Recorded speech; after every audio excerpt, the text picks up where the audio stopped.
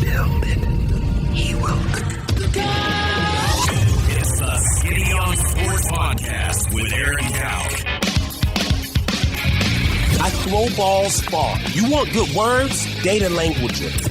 Talk real sports with a real man. Come after me! I'm a man! I'm 40! And now, here's the be-all, end-all, know-it-all of high school, college, and pro sports. Aaron Skinny Cowk with the Skinny on Sports. We're talking about practice, man. I'm the MVP. Good Paul Jones Drug Tuesday out there, Western Oklahoma. Welcome to the Skinny on Sports. Right here on 98.1 FM, the Sports Animal. Glad to have, you along for the next hour. Man, busy day in sports for the middle of June. NBA Draft tonight. What are the Thunder going to do?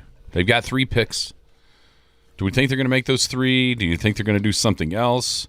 Who do you like that could possibly be available in their range, in their area of the draft? Will Lu Dort be on the team by the morning? Or is this the time to see him go bye-bye with the money that he makes? I mean, if you listened yesterday afternoon, a lot of people were sad about Aaron Wiggins leaving, and rightfully so in a lot of ways. He was a huge part of what happened last year and his speech after it was over and all that. But it's not, and you're thinking, golly, they couldn't pay him $8 million? It's actually $61 million by the time the luxury tax gets saved. And I think that's another thing that you're going to have to look at with some of these guys. It's not just the $10 million Isaiah Joe makes. It's the 40 more that you're going to have to pay as far as the luxury tax goes. So it's just the cost of doing business. It's unfortunate. I think the second apron has been way more detrimental. It's hurt people. You saw what happened to Boston. You see what happened to Oklahoma City. Could be Minnesota. They unloaded Julius Randle for nothing because they don't want to pay all that money. So we got that. So we'll see if Lu Dort's on the team by the morning. Would you draft Darryn Peterson? Mm-hmm. And obviously that means in like the top 3. Basically number 2 if you're Utah. Would you draft him? We got that. We got Giannis traded last night to the Miami Heat. What's your reaction about kind of what the haul that Milwaukee got? How good is Miami now? Would you have taken the Boston deal over the Miami deal? And then now what do the Celtics do with Jaylen Brown? Can they mend that fence, or are we looking at an arms race to give Boston the best deal for Jaylen Brown now? That is more interesting to me than Giannis going to the Heat. And then, of course, you've got we can talk about a little records in the World Cup, but obviously right off the bat, Oklahoma wins their first men's national title since 2000 football last night in the College World Series. Quarter-century drought was broken by Skip Johnson and the Sooners on the amazing run that they had. How did it happen? How it feels like people around the country are making this out to be kind of a fluke. I don't know if that's fair. Now, what were the biggest plays in the game last night? What changed and when did it change for this team? Does Skip Johnson remind you of somebody? He's starting to remind me of somebody. Maybe not as quirky, but he definitely reminds me of somebody. Have you seen this difficulty, the path? Have you seen this on Twitter? There's like this analytics rating of the most difficult paths to winning the national title in college baseball since they came to this format in 2003. That's pretty wild. I imagine this one's up there. It is at the top, actually. There's some crazy coincidences between what happened last night and in the past. Do you care that OU is 14-16 in the SEC now? Does anybody care? Jaxon Willits, the MVP. Not surprising to us if you had this front row seat at the big house for what we saw him do on the basketball floor in clutch moments at times. And then, of course, last night. Well, I had the front row seat at a certain state championship game watching him play as a sophomore. Yeah. So a cool story all around. There are a bunch of cool stories with all of that that happened last night. We'll get into it. 225-9698 is the phone or the text line. That is 225-9698. Give us a call, shoot us a text. We can talk about any of those things, whatever else might be on your mind. Feel free to chime right in at 225-9698. If you're going to be outside the listening area, a couple ways to stay in touch with the show. Log on to kadsam.com or download the app. The app's got it all. Radio, Penny News. Brand new edition of the Penny News. I think I might have hit the website last night at midnight. I think we bumped that baby up a day. I heard the printers needed it bumped up. So I figured that'd be next week because of 4th of July right. week, but whatever. If they're taking vacation, they need to get some stuff done. So that I think you can probably check that out on thepennynews.com. Have the print edition out here shortly. And, of course, Skinny on Sports podcast available anywhere podcasts drop. How are you today, Jared Atha? I'm good. I'm real good. How are you? Good. It was, just a beat down. BTA, as the kids say nowadays, in Game 3 of the championship series up there at Omaha, though you coming off that 6-2 loss on Sunday afternoon. Things got started early. And, I think, to me, OU controlled. There was only 1 point in the whole game where I thought, okay, how in control are they? They took the 3-0 lead. Then Carolina came back with the run. They had it, first and third, and they wiggled off the hook there. And then, of course, the play by Harris to have the presence of mind to throw it to third, thinking you couldn't throw a guy out at home, throwing it to third, and then, of course, French for North Carolina not flying down the line. I mean, listen, kids, that's a great example of why your coaches tell you to run all the time. Don't be jogging. He got caught just a little bit, kind of hanging out, sauntering down the line between third and home. He pulled up a little bit. Yeah, and it cost North Carolina that run because Harris with just an absolute missile across over to third, and that out was made before French was able to touch the home plate, and so that kept it 3-0. Then getting out of the 3-1 jam with first and third, being able to get out of that one without surrendering more runs, and then from there, that next inning, Oklahoma got the 2-run single from Jaxon Willits, ended up making it 6-1, and then they just started pouring it on after that. Biggest plays, the Harris throw, was that the biggest play in the entire game? Yeah, I'll even go back. Now, the biggest, yes, but you look at a 13-2 score, and your mind will automatically go to the biggest play was at the plate, the way they were hitting the ball. But I'll even go back. I can't remember what inning, but it happened before that play. The backhand little flip back at third, where he just handled that on a rocket of a hop and made the throw. And I remember thinking, man, that defense like that fuels a team. Seeing effort like that. But no, that one I thought springboarded, but big play defensively making that throw. And then, of course, the bats, you came along like we thought, like they have all postseason long. Defensively, yes, biggest play. I mean, there's a lot. I know it wasn't pretty, but the near collision on the shallow pop fly to right center, I thought, man, if they do collide and that ball drops, you see that happen a lot. You see that snowball effect happen a lot. Who was it? Arkansas or Oregon State, where they blew a game, was that 18 there in Omaha. On the foul ball where they just didn't catch it? They just didn't catch it, and then they kept the door open for Oregon State. But making that, in the grand scheme of things, what that button, that throw, though, that's when you kind of knew it's meant to be. It kind of feels like this is going to go well tonight, and it did. Yeah, and, the Glauber kind of melted down a little bit there that's a really tough spot to be put in. Mm-hmm. You just threw 68 pitches or something like that the night before. Obviously did 29-0 when he pitched, were the Tar Heels before last night, but man, that was a tough spot to have to come into, and it definitely did not work out for him. or the Tar Heels when he came in. The storylines, the two brothers. I thought LJ Mercurius was awesome in relief. Yeah, and when we asked the question of kind of what changed, I think what changed was Skip Johnson figuring out where everybody needed to be as far as the staff. Mm-hmm. You look at who the starting staff was early in SEC play to now what happened at the College World Series with three freshmen going back to back to back. I think when you start to look at, okay, what changed for this team, I think that was a big part of it. Camden Johnson losing his being out of the rotation, Mercurius going into the bullpen, trusting the young guys to start getting it done.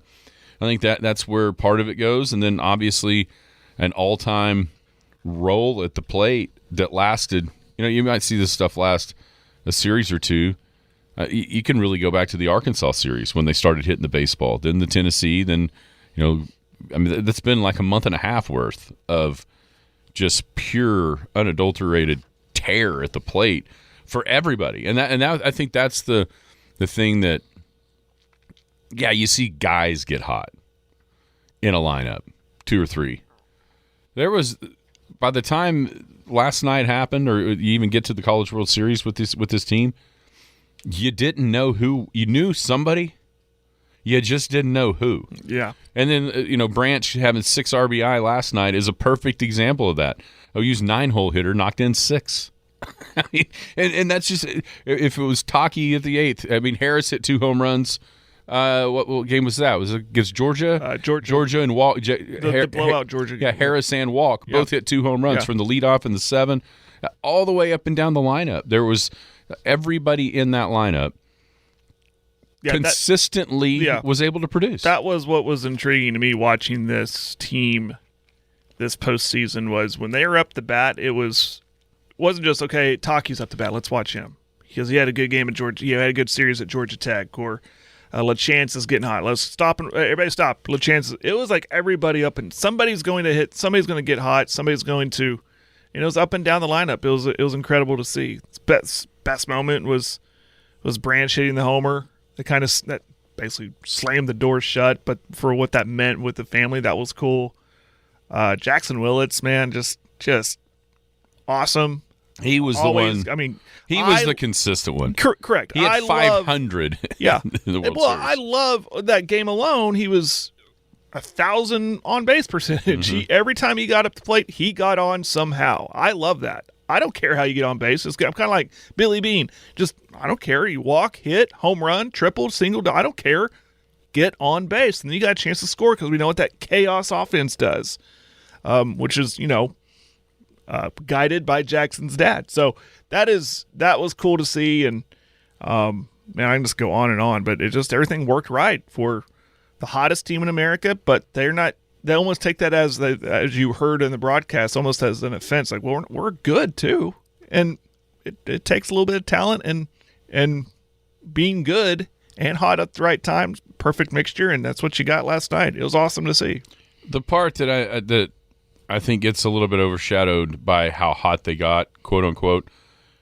They were up to like number 6 in the country, started out 12-0. You saw early on in the SEC, they were fine, and then kind of in the middle of it, and if you paid enough attention, yes, they were losing games, but a bunch of them were fluke losses. I mean, how many gigantic leads did they blow? Yeah, not figuring out exactly kind of that's what I mean with the pitching staff. Yeah, when you ask the question, what changed? What changed was Skip figuring out who needed to be where as the SEC rolled along in the SEC play. It could also goes to show you anybody that still has any question marks about whether or not this was a good move for Oklahoma to move from the Big 12 for the SEC. I think we can stop asking those now. Look how much better, and football is better now than it was. It's a way better shape than it was going in. But what's crazy is, of all the sports, when this move was announced and the move was made, of all the sports, this is the one that I had by far the most fear of going by the wayside because of the lack of facilities when compared to all the other SEC schools, the lack of maybe resources at the time of going into the SEC. And I'll be damned if the first national title of the big three that OU wins as far as the men go is baseball. Yeah, and on top of the facility talk, in the actual games you have to play against this tough competition every weekend in the SEC. It's how deep this league is. So you had to get better or get left behind on the field, on the diamond. So that's another benefit from moving from one conference to another. You don't make that move, it's a lateral move. You make that move if it's a step up the rung of the ladder. And okay, if we can go up here and play the LSUs and Arkansas and Alabamas and Georgias of the world, and we can get to be a better program overall. And that's a big part of it too.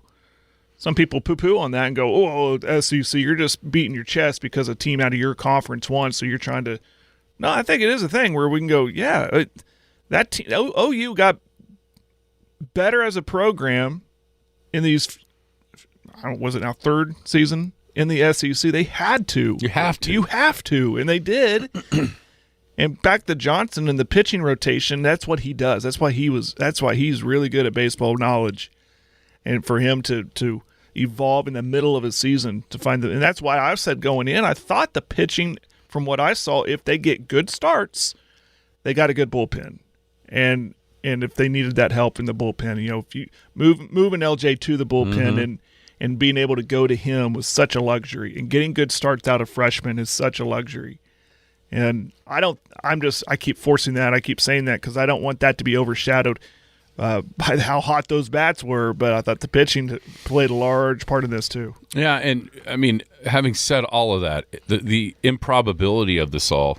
Oh, yeah. It's still off the charts. It's still like something I haven't comprehended. They were behind 8-2 in the fourth inning of a do-or-die game at number 2 Georgia Tech in the regional in Atlanta. They had to come back to win their very first game against the Citadel. They went 10-1 at that point when they were down 8-2 in that fourth inning. From there, they went 10-1. They outscored their opponents 90-28. Crazy. To win the national title. Does Skip remind you of anybody? No, you said that. I was trying to think who. I can't think. He's not as quirky, and he's not as well known yet. But some of the stuff he says reminds me of Mike Leach. Okay. It just like after Sunday's game when the reporter asked him, "Who's he going to throw?" And he said, "Well, if it doesn't work out, I'm blaming you." Yeah. I thought that was funny. I thought that was cool because he wasn't so stressed out after losing a game. When they ask him, he's like, I'll go dip snuff, fish for bass, and da-da-da. We'll go hunt a deer. In October. Yeah. That it just he's not nearly to that level of quirkiness, but just something about him. I was like, kind of like a mini Mike Leach out there. And he obviously knows push the exact right buttons throughout all of this. The coincidences can't be. It's like when you go.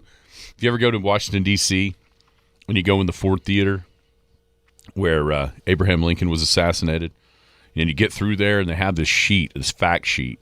Yeah. But and the coincidences or the similarities between his assassination, and JFK's assassination. Yeah. And it's a full sheet of paper worth of just these wild coincidences. Right. There's not as many here. But 3 of them that were bantered about all night last night. Last time that Oklahoma won was 1994. There was a World Cup going on in America, and the New York Knicks made the NBA Finals. Yeah. And it was the last time for all these things, with OU winning. And, of course, the 13-2 score against an ACC opponent. Went over my head until he said it on the air. And when he said 13-2 might strike a memory with Sooner. I just started giggling. My wife's like, what? And I said, football. See, the first I was trying to remember. I was thinking more about 13-5 because that was the score when they beat Georgia Tech. Yep. once Branch hit that home run to get to 13, I was like, I think it's 13-5, and then they actually said it. But then I also went, oh, wait a minute, 13-2. Now that's funny. Yeah. And then just a little bit later, it was like, oh yeah, Sooner fans know that score, which is just crazy. It is crazy. That just happens to be, and it's funny. I guess it's because softball has been so good that it didn't cross my mind that this is the first men's championship in the sport. I mean, obviously they've won gymnastics, they've won golf. I was gonna say golf. They've had those. Sport, they've had those, but yeah. I know what you're saying, like big three. The big three. Yeah. And part is because Oklahoma played for a bunch of them, never won one, been in the playoff, but I think more of it is the fact that we've seen Oklahoma winning a whole bunch of national championships. It's just been in softball. Right. To where it didn't feel as new as what it probably should have. Yeah, I didn't really think about that either until you said it. Since 2000, crazy to see. I mean, it's cool with all the storylines with the Branch. I mean, you couldn't even write them. Nobody would even buy that script in Hollywood if you wrote what happened to that family over the last week and a half. With Colby Branch hitting the home run late against OU with his brother on the field, and then last night, little brother doing it to basically seal the deal, having 6 RBIs in the national championship winning game for a guy that he's not necessarily known for power or driving people in at the plate as the 9-hole hitter. The brothers, Mercurius. Well, how cool that was. That was cool. The Willits connections with dad and son. I mean, there's just so many things that when you start piling them on each other, you kind of get to the point where you're like, what? Like, it doesn't. No way that all happened. That's the storylines. There's that saying. Have you seen Moneyball yet? You need to see it. I did. So I did. At the end there, and the guy hits the home run, but he doesn't think he hits home run. and Billy Beane says, "How can you not be romantic about baseball?" It's that's what. Like Scott here on Friday said, "Wow, baseball's boring." Well, no, it's not. That's the cool stuff. Seeing stuff like that, the storylines write themselves with that stuff. That's really, really cool. And Skip Johnson was talking about after the game last night. A lot of what we've talked about through this run, as far as when you watch these games, it is more collegiate feeling than any other sport going. It's college baseball. It doesn't feel like a knockoff of the major leagues. It doesn't feel like anything else in college athletics. It feels so much more pure watching those guys play college baseball. And I think that's something that people – I mean, I don't know that it's just going to have this meteoric rise to even where it was in the 80s when the Big 8 tournament was going on and Oklahoma State was winning every year, but and all that. Mm-hmm. I don't know that we're going to get back to that, but I'll continue to say that with what we saw here in this state anyways, what we saw here with Oklahoma, the history of Oklahoma State baseball, and then what could be coming down the pike with Major League Baseball and a work stoppage next year, I think this has a chance for college baseball to get back into a little bit higher level than what it finds itself in right now. Yeah, to measure those metrics is looking at viewership numbers, and it just probably won't get as much because it's not Oklahoma. This improbable run. Not sure it brought a lot of attention as far as sitting down to watch it last night, but who knows? I mean, there's nothing else really on other than World Cup. You're competing against World Cup. But I agree with you. I think it needs more coverage on the regular season and not just some dedicated SEC Plus channel. It needs to be, I'll say it, on ESPN on Sunday nights if they're not going to do baseball, Major League Baseball. Yeah, that's the problem though. They don't really play Sunday you're right. nights. Well, Saturday night, give them Saturday night. Yeah. It's a college night, Saturday, something. It needs a little bit more coverage, game of the week stuff, something like that. You seen the final Jello shot? Yeah. Jello Rocco's count. You seen that? Yeah. I'm going to consider Oklahoma the winner because when you have a millionaire buying buying them all for West Virginia. I guess that's what happened there. Well, I know Pat McAfee tried. They wouldn't let him. Somebody did. Well, we knew West Virginia was going to win that when they made it. Yeah. Because they I do take into account. Those hillbillies are drinkers, man. When we guessed at the beginning of this tournament who could win, my first thought is, well, who's going to be there longer? Yeah. The longest. Well, clearly OU was right there. Got over 12,000, very respectable. Yeah, Ole Miss was off to a great start, but they lost the first two games, so they had to go. Exactly. Yeah, it was exactly. just OU finally reeled them in for second place. Yeah, and they're dead last is Texas. Wah, wah. They didn't have any tea to sip. A measly 3,718. They're too cool for Jell-O shots. Oklahoma, by the way, 12,903. West Virginia took over 30. 28,208 was the final count on that. Speaking of final things, let's listen to this. Sooner fans on their feet. Phones in the air. They want to capture the moment. 2 outs. No balls and 2 strikes. Jackson, Cleveland, the pitch. Got him! Look it! They did it! They really did it! You can unhitch the wagon! Put the ponies in the barn! The Oklahoma Sooners are the champions of college baseball! They wouldn't stop! They never stopped! The dog pile is on! The most improbable, inconceivable, unbelievable run in OU history. 1951 and 1994, you've got company. The Sooners are the champs again. It's another thing that may get overlooked just a little bit, but that was also Toby's first national championship call as far as a men's sport goes. He was on point last night. I had him on in the backyard when I was in the middle of that game. I still got to eat, so I was cooking dinner. And by the way, I had some fabulous flat top fillets last night with some rosemary and butter, and it was good. Anyways, I had him on the radio, so I'm going in and out on the TV. I'm watching, I go back out, listen to Toby. He was on point last night. I mean, we all know what Toby, he's always on point, don't get me wrong, when he calls football and basketball, but he is really good at baseball, really good. I think he's a guy that when he got that job, there was people skeptical of whether or not he was a high-profile enough guy to have that job after Bob Berry Sr. Mm-hmm. And as he's grown into that position, I think he's one of the best ones there is out there.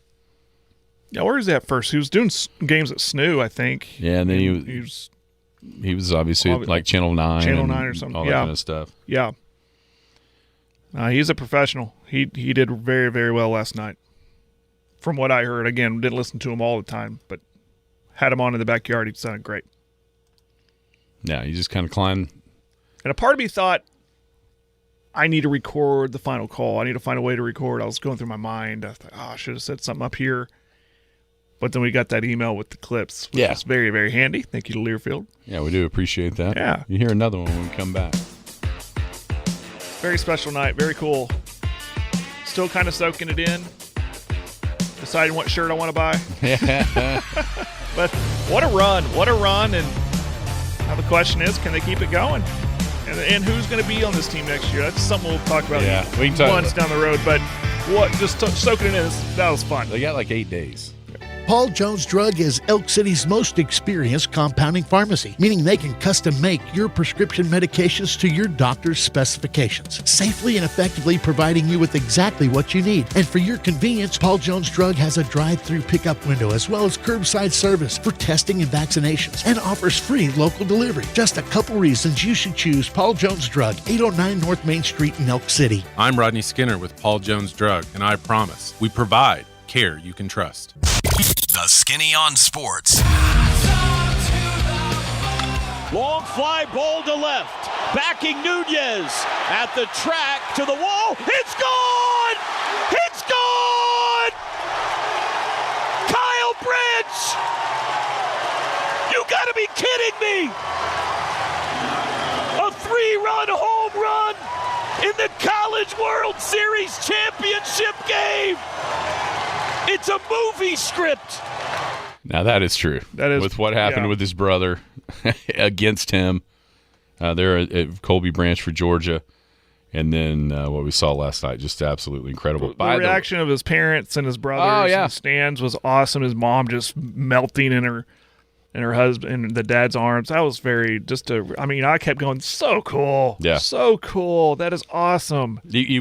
No one would buy that script in Hollywood if you wrote it. By the way. Hey, per request on the text line from AJ, he wants to hear Toby just on repeat. Constant? Yeah. So for the next 20-some minutes, let's just hear Toby's I think we'll do? We got the highlight reel thing going on I think there. what we'll do is we'll just get a full copy of the game. Easy to do. And then just break it up in segments and run it the rest of the week. I have no problem with that. Won't even hear from us. I mean, that'd be our parade. We can put little deals in there to say this whose day it is, sponsor-wise. Exactly. Hey, by the way, speaking of text line, Dakota deserves an award because yesterday he said Sooners by 3 touchdowns. 13-2 score in baseball is pretty much the equivalent of winning by 3 touchdowns. Let's be honest. If somebody would have thought of it, they'd have said, I think we're going to win 13-2, and then been right. Exactly. We could have been. If somebody would have just thought about, okay, let's be funny let's here. Be ironic and say 13-2 would be the score. Oh yeah, last time and would have been right. That's crazy. So we had that. Obviously, a big story around here. Also, a big story nationally is Giannis Antetokounmpo. The long statewide nightmare in Milwaukee is over. The Bucks have traded Giannis Antetokounmpo. They ended up going with the Heat's offer as opposed to what the Celtics were offering. So it's Giannis and Bobby Portis leave Milwaukee, go to Miami for Tyler Hero, Kel'el Ware, Jaime Jaquez, and Kasparas Jaconis, plus 3 first-round picks, including the 13th in tonight's draft, a pick swap later on down the line, and 1 second-round pick. If what I saw, I believe after tonight's, the picks in 31 and 33 that the Bucks get from Miami are unprotected. So that's, and then the 13th tonight, a pick swap in 2030. So they get tonight's first, 2030 pick swap with the Heat, 2031 unprotected first rounder, 2033 unprotected first rounder, plus Hero, Ware, Jaquez, and Jaconis.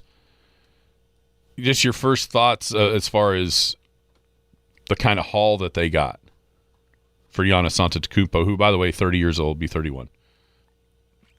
The haul that Milwaukee got? Yeah, so my thought is when he requested the trade and with the way the seasons have gone, the last couple of seasons for Milwaukee have gone, whether he be healthy or not. And I thought, okay, if he's asking for a trade and they're going to abide, and they did, and it looked like it was just a mutual parting of ways. Good luck to you. See ya. My thought of Milwaukee was, are they trying to keep the window? Will they try to keep the window open because he can still bring a big haul of players and picks, or will it be a rebuild mode? I think it's the first. I think they're still trying to win by bringing in players like that and trying to get the most attractive package for him. So, you don't let him walk and get nothing, or you let him walk and get a bunch of draft capital and break it all up, break it all down, and try to rebuild. We've seen that here in our own backyard, but I think they're still trying to keep the window open to win, and I think that's their approach. So now we'll see on the court how it works. As far as Miami's concerned, they improved clearly. In fact, with this pickup, getting him on the floor and getting him on the team, what does Miami always seem to do? They always and they mentioned this earlier on the drive-in, and I totally agree with it. What Pat Riley always seems to do is find a way just to get Miami back to the top of the East. About every 2 to 3 years, there they are in the mix. And this definitely puts them right there. I think it makes them contenders in the East easily. Right up there with Boston, I think is still a contender. We'll see what happens. See if everybody's happy in Beantown. But I think this makes Miami definitely a contender, and now it's okay. New York, your move. Boston, what are you going to do? Philly, are you still in this mix or not? So that's what makes tonight more interesting as well. But Miami is right there in the mix as an East contender. See, I don't know. Who's going to shoot? Yeah. Who's going to actually make a shot for Miami? Yeah, giving up Hero kind of takes away that. I mean, who's going to initiate offense for Miami? I mean, it looks cool. And again, that what happens tonight? What happens? We still have a whole other. I mean, but they still got free agency. Do they have picks? I mean, they traded away their first rounder, obviously, the 13th pick tonight. Miami did in this deal. Mm-hmm. I'm checking. I think this, to me, without seeing it, just like first reaction when you see what's left on their team, this feels like one of those awesome-looking fantasy football trades that I don't know works in real life. Yeah. Oh, yeah, let's pair Bam and Giannis. Sounds cool.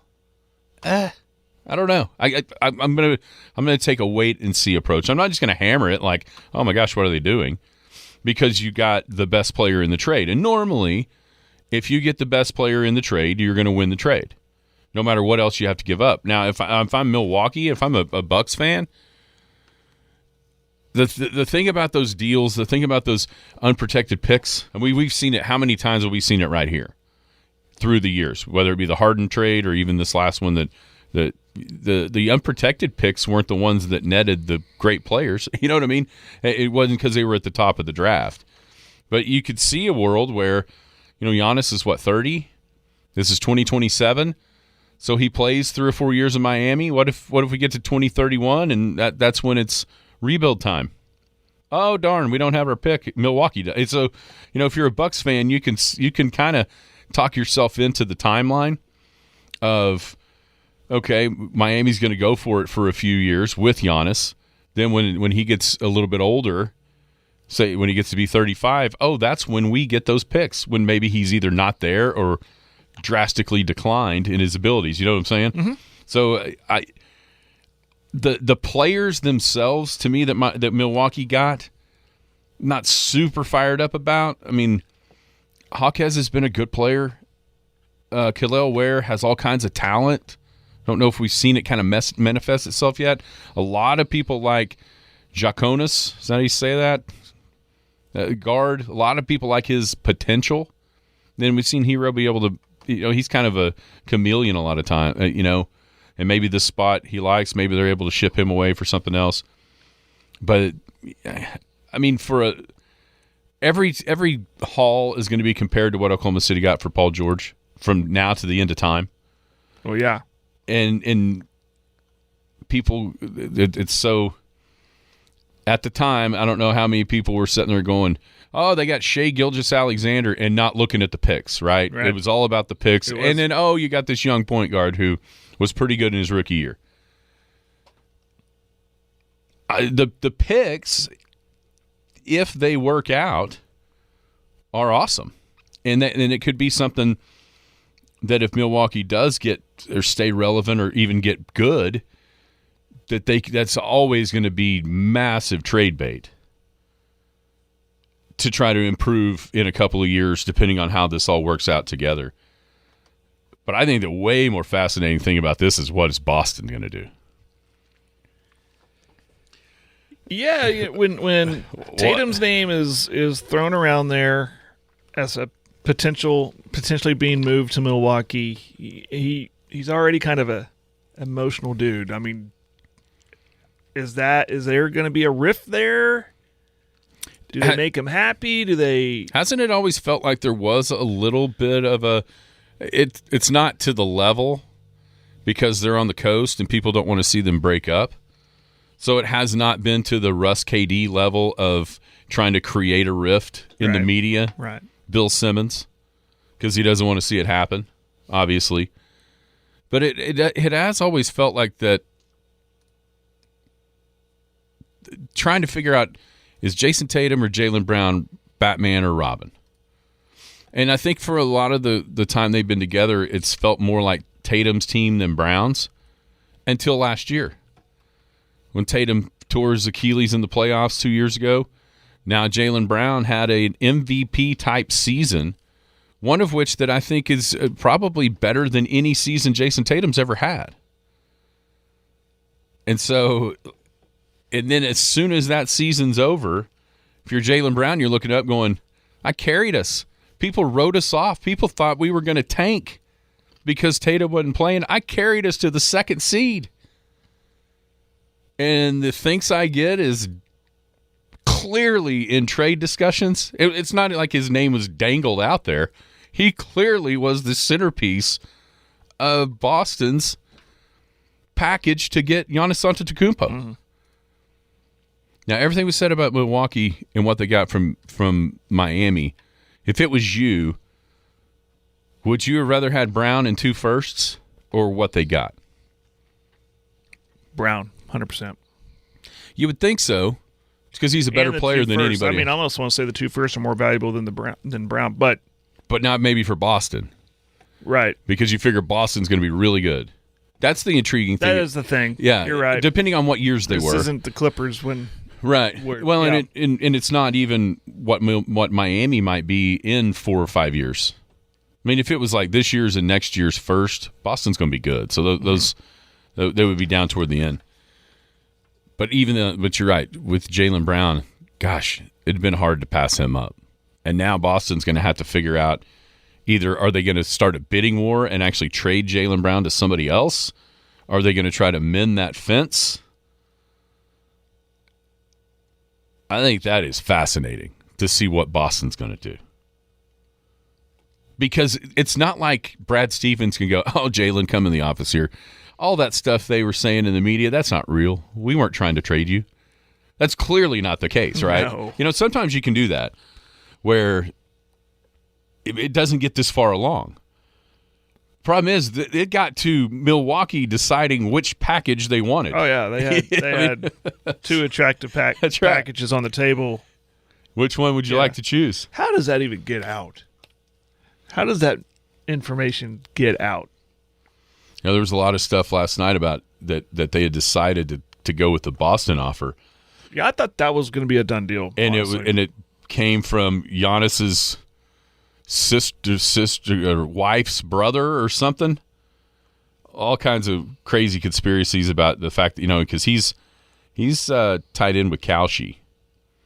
And maybe Giannis is tied in with Kalshi for sure. And maybe some kind of halfway insider trading type stuff by leaking different things out there. I mean, there's no way to prove that, but anyways, that was some of the banter last night as this thing got done. Yeah, Giannis finally gone, and he goes down to Miami. Pat Riley is pretty amazing. When you think about just about the time Milwaukee or Miami probably needs to go into rebuild tank mode. Bam, Jimmy Butler. Bam, Giannis Antetokounmpo. Right. I mean, it's crazy how he's always able to kind of schmooze those guys to Miami. The post-LeBron era has not been bad. No, it hasn't.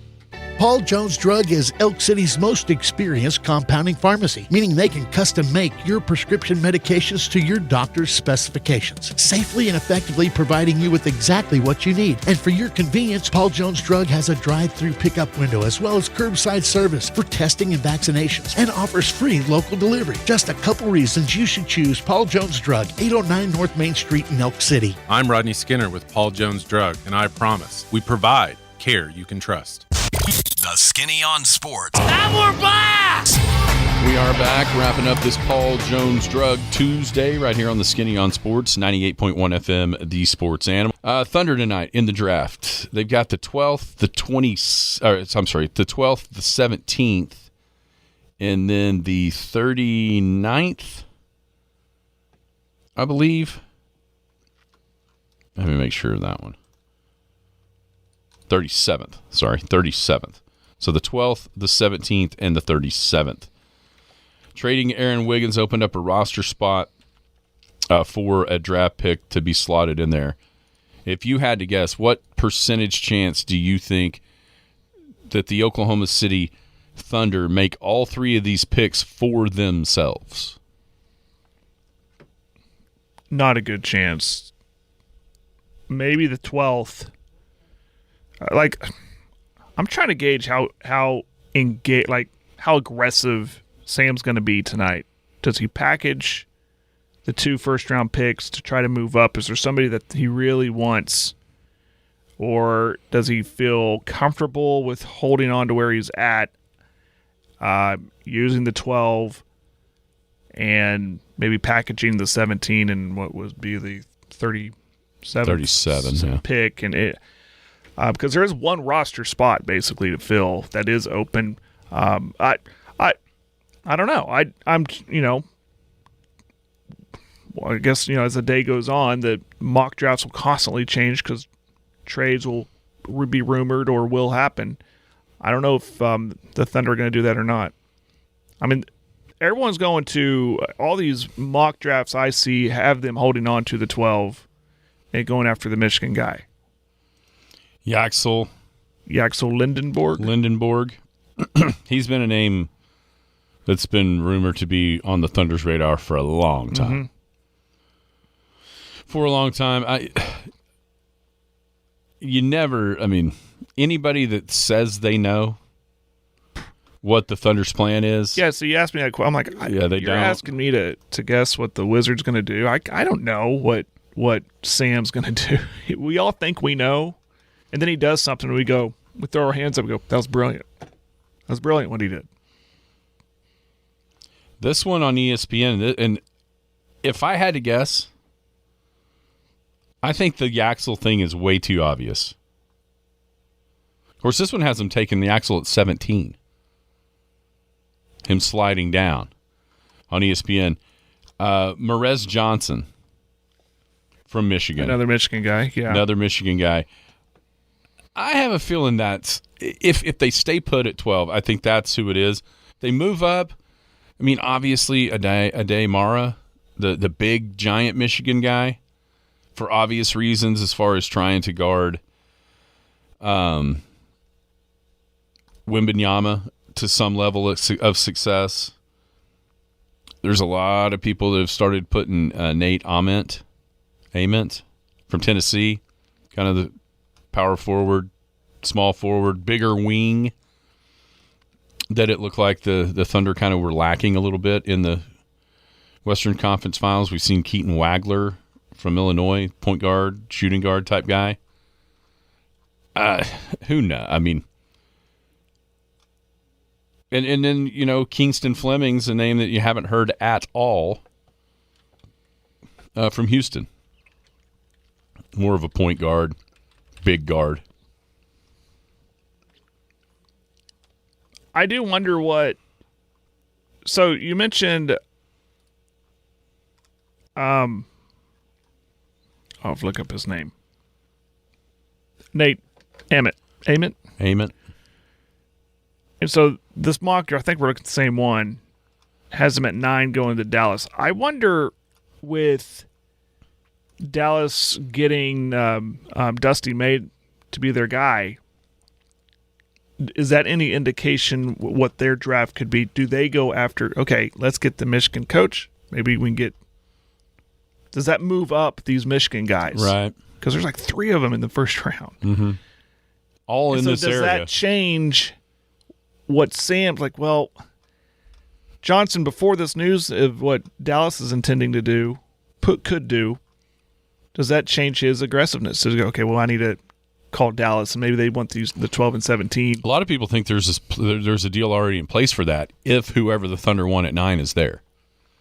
There's a lot of people that think that's already a thing. But it's not like, the NFL where you trade these picks before the draft. Right. This is where Dallas drafts that person, and Oklahoma City will draft the 2 for whatever Dallas wants. Right. There's a lot of people out there that believe that there is a deal done between Oklahoma City and Dallas for that exact situation. Yeah. The 9 for the 12 and the 17, if whoever Oklahoma City targeting is there. But once again, I mean, that's just when you hear that stuff, you just go, okay, well, that's not true. like I do. I'm like, anything you hear, like they know nothing. Presti's not letting anything out unless it's coming from the Dallas side, which it could. But I think it's very, very, very, very low percentage chance that Oklahoma City makes all three of those picks for themselves. I don't. I agree. So that's what's the intrigue with this draft is outside of maybe the top 5, really start paying attention because you could hear Thunder made a move. Thunder's moving up. Thunder's doing this. Will Lu Dort still be on the team in the morning? I feel like I feel like he will be. I know the money thing. I don't know. I mean, was it true that SGA pretty much gave him his endorsement? You heard about that, but I don't know. Once again, and you saw SGA saying, "I'm not telling Sam anything. He's the best at what he does." Exactly. Oh, I'm sure there's a connection. I mean, they played together basically SGA's whole career, Lu Dort's whole career. They're both from Canada. I mean, I'm sure there is a natural affinity for each other. I think it's just getting to the point, and maybe it's one more year of Lu Dort, but man, the redundancy of what he does with what Cason Wallace does, and what feels like a blossoming, way better offensive option in Wallace while getting most of, if not all, the same defensive acumen. It just seems like it's time. Thank you for that one rainbow in Game 7 when it was a 1-point game from 40 feet that kind of spurred the Thunder on there to win the title. Thank you. But okay, let's we'll be done. I don't know. We'll see. I would say he probably will be tonight as well, but I don't know if I feel the same way about him being there when the season starts. Yeah. Well, here's advice I've given my wife. I've given to a lot of, Thunder have acquired a lot of fans over the last couple of seasons, and rightfully so for what's happening. And they're still learning how the pro game is. And I'll tell you, don't fall in love with them. You can like them. You can root them on. But like you mentioned the Cason Wallace thing, everyone, crying emoji thing. Hey, that's the business of the NBA. It's going to happen. Mm-hmm.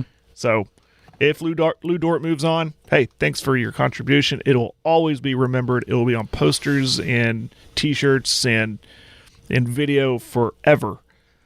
But it is the business of this game. So whatever happens. Just don't freak out, Thunder Nation's what I'm trying to say. That's Would you draft Darryn Peterson in the top 5?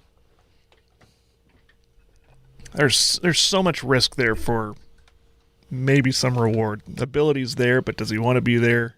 Is he going to pull himself out in the fourth quarter of games? Is health really an issue? Does he keep cramping up? Or is it an attitude thing?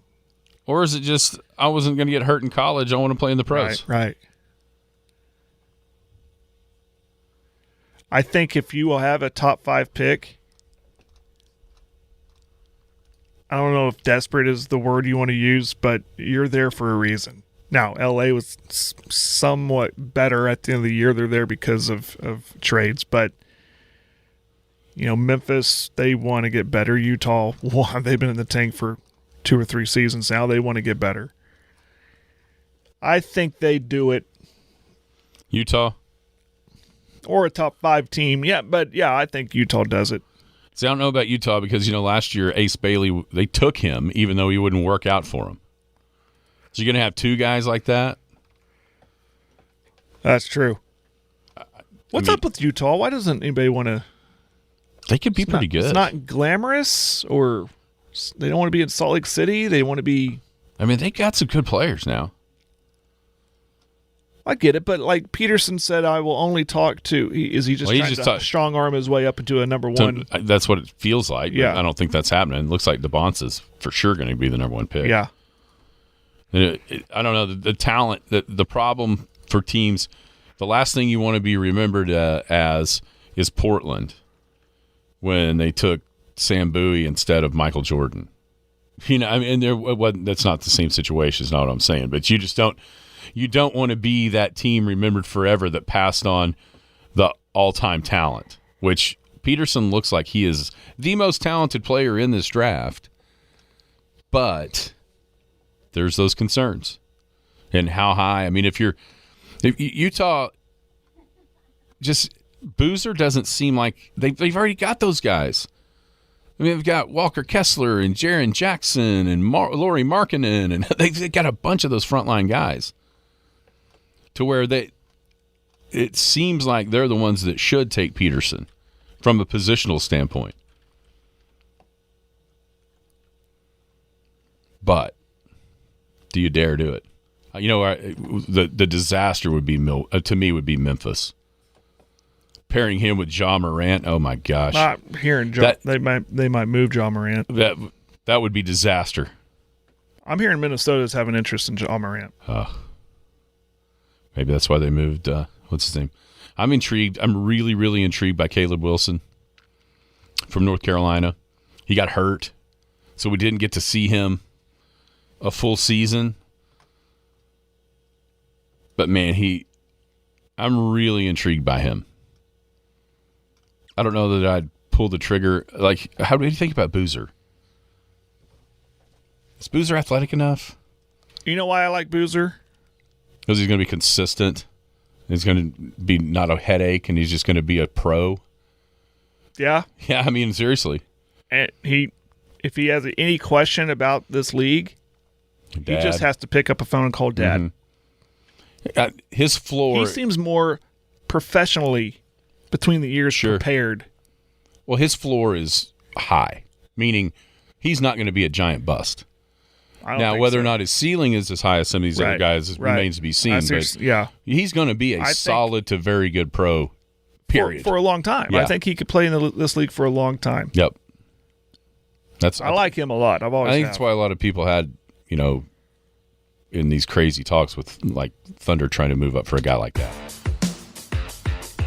I know he's nowhere near on the radar, but he feels like he would be a really good player for OKC. Yeah, because no one's a guarantee to be whatever, but he feels like as sure a thing to be a solid to good NBA player as anybody in the draft. Yeah. All right, everybody have a great Paul Jones Drug Tuesday. You've been listening to the Skinny on Sports podcast with Aaron Cow. Be sure to hit that subscribe button to get alerts of when the latest podcast is available. Thanks for listening. That ball is blistered to right. Way